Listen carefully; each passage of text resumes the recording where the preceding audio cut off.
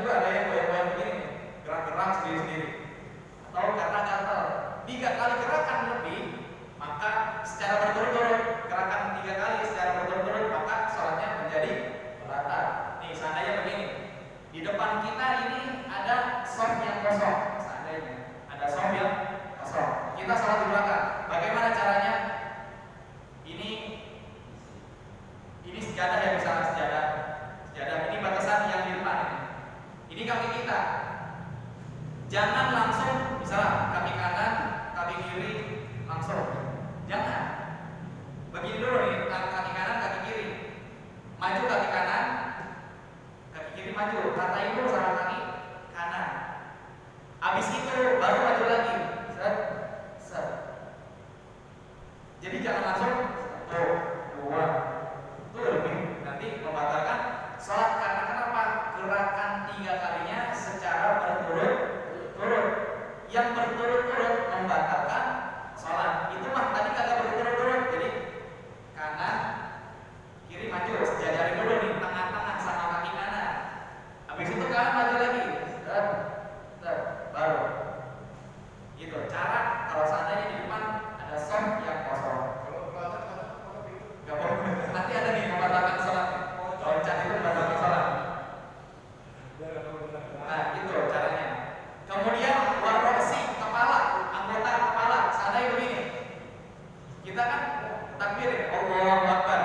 Kepala kita gerak-gerak lebih dari 3 kali, membatalkan sholat.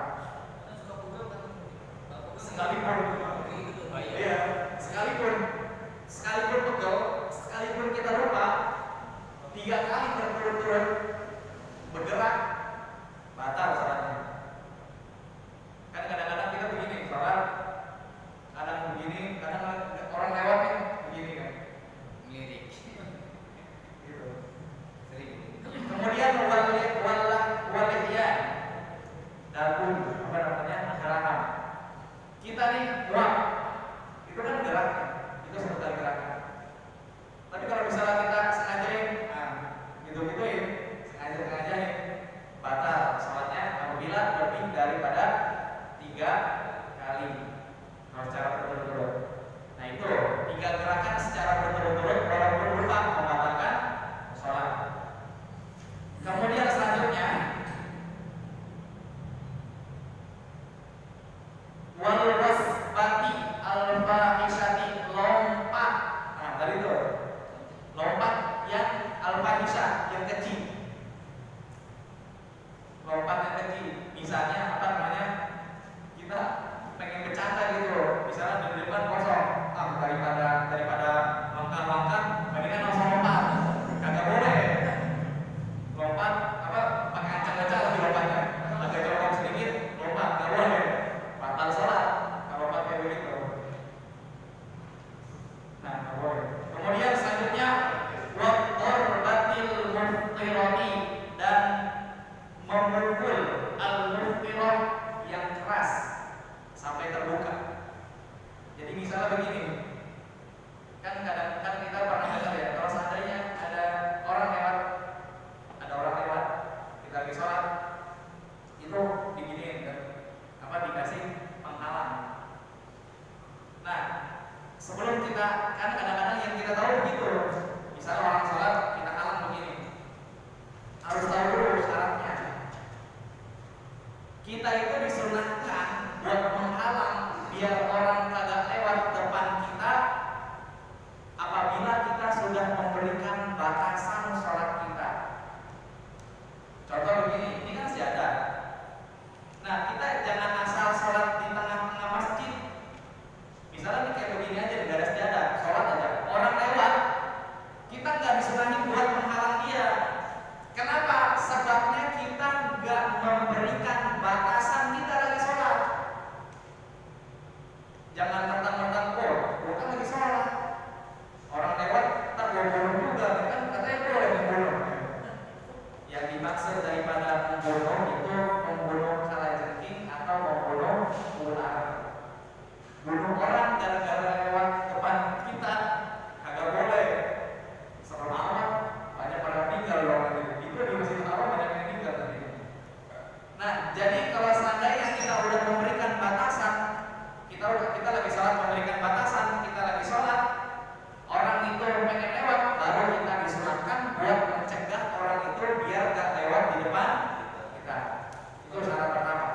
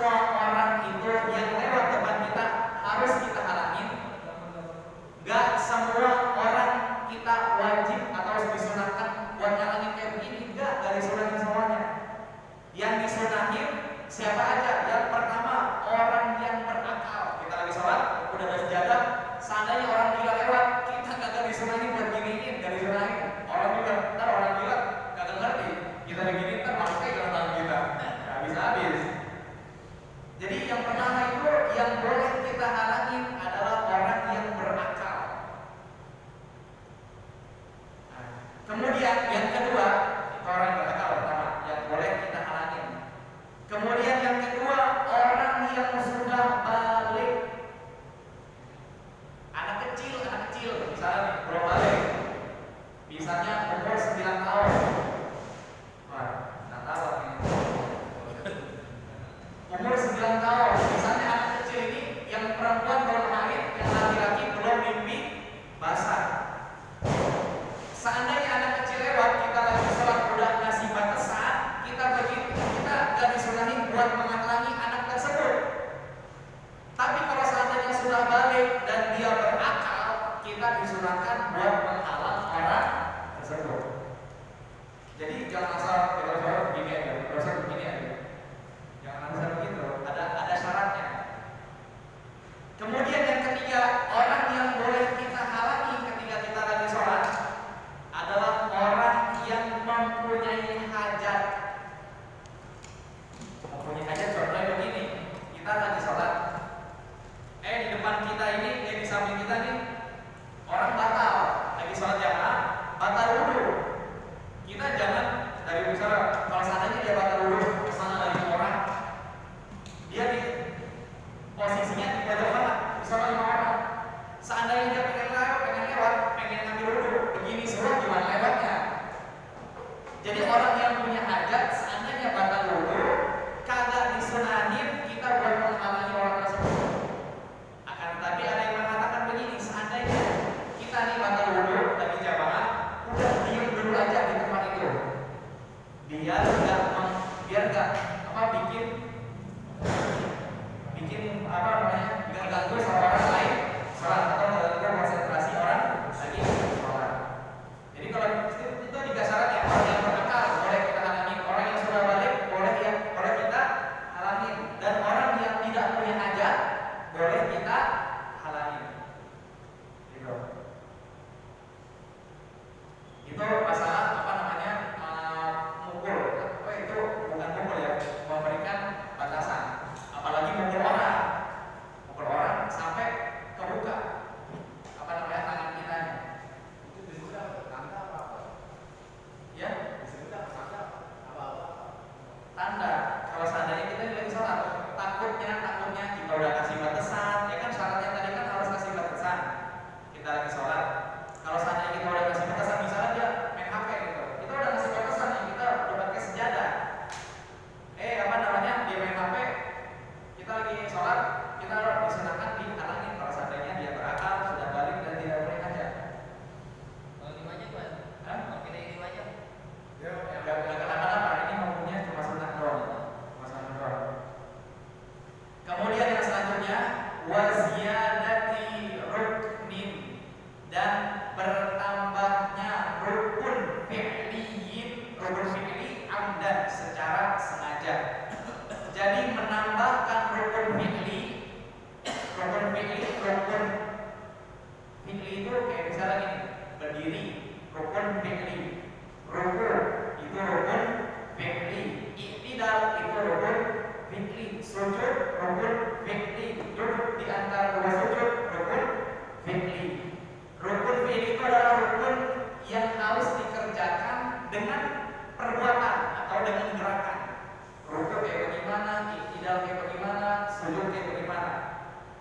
Nah, yang namanya rukun qauli itu rukun secara ucapan. Misalnya Al-Fatihah wajib. Kemudian baca tasyahud akhir wajib. Baca shalawat di tasyahud akhir wajib. Baca salam assalamualaikum pas selesai sholat hukumnya wajib. Itu namanya rukun qauli. Rukun fi'li itu yang harus pakai gerakan. Nah, bertambahnya rukun fi'li, seandainya kita menambahkan rukun fi'li, seandainya misalnya nih, contoh begini, kita sholat maghrib 3 rakaat. Rakaat pertama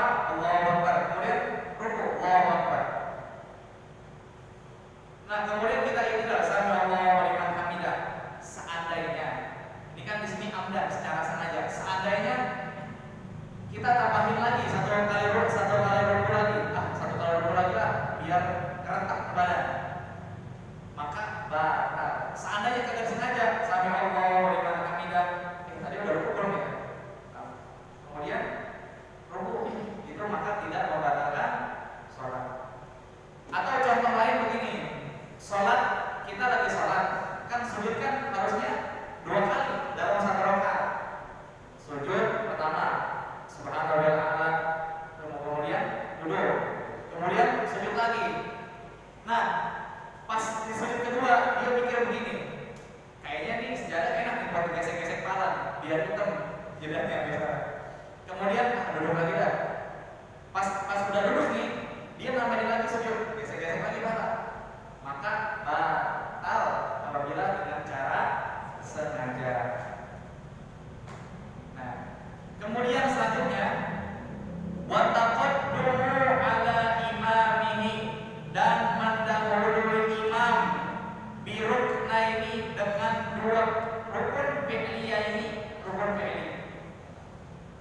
Nih, kan di dalam rukun itu ada rukun yang harus dipercepat. Namanya rukun qasir, rukun yang harus dipercepat. Contoh rukun qasir, rukun yang harus dipercepat ketika i'tidal dan duduk di antara 2 sujud. Itu nggak boleh lama-lama. Seandainya kita i'tidal lebih lama daripada kita baca Al-Fatihah, maka salatnya batal. Kemudian duduk di antara 2 sujud, seandainya lebih lama daripada tahiyat akhir, maka membatalkan sholat. Gitu. Jadi kalau i'tidal lamanya, misalnya nih Al-Fatihah kita baca 30 detik lah. Pas i'tidal kita 40 detik, maka sholatnya menjadi batal.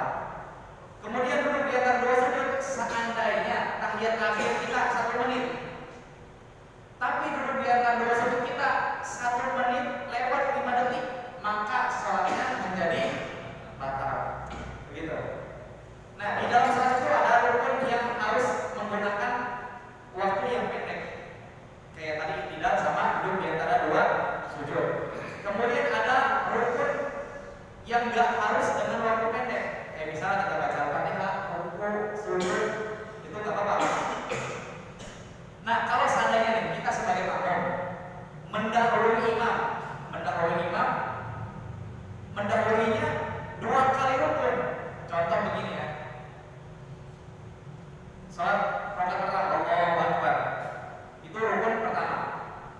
Kita masih bareng untuk imam duluan, kita baru belakang.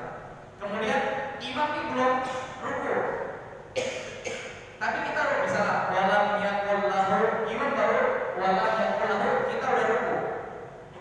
Kira-kira kita itu kan mendahului imam, batal sholat apa enggak? Belum dikatakan batal karena masih belum terhitung rukunya. Seandainya begini, kita lagi berdiri, imam masih baca Al-Ikhlas, kita udah ruku 1, itu baru mendahului imam 1 kali rukun, jatuhnya haram, belum membatalkan sholat. Nah, imam masih baca surat Al-Ikhlas, tapi kita udah ruku, kemudian tidak i'tidal. Imam belum ruku sama sekali nih, kita udah i'tidal, belum membatalkan sholat. Kalau seandainya kita udah sujud, imam baru selesai baca walam yakul lahu kufuwan ahad, kita udah sujud, baru itu membatalkan sholat. Gitu. Kalau mendahului. Kalau seandainya sebaliknya, wa taqallufu bihima bi ghairi udrin, dan melambati imam. Misalnya nih, imam udah sujud, kita masih berdiri, kira-kira batal gak tuh? Kita imam nih di rakaat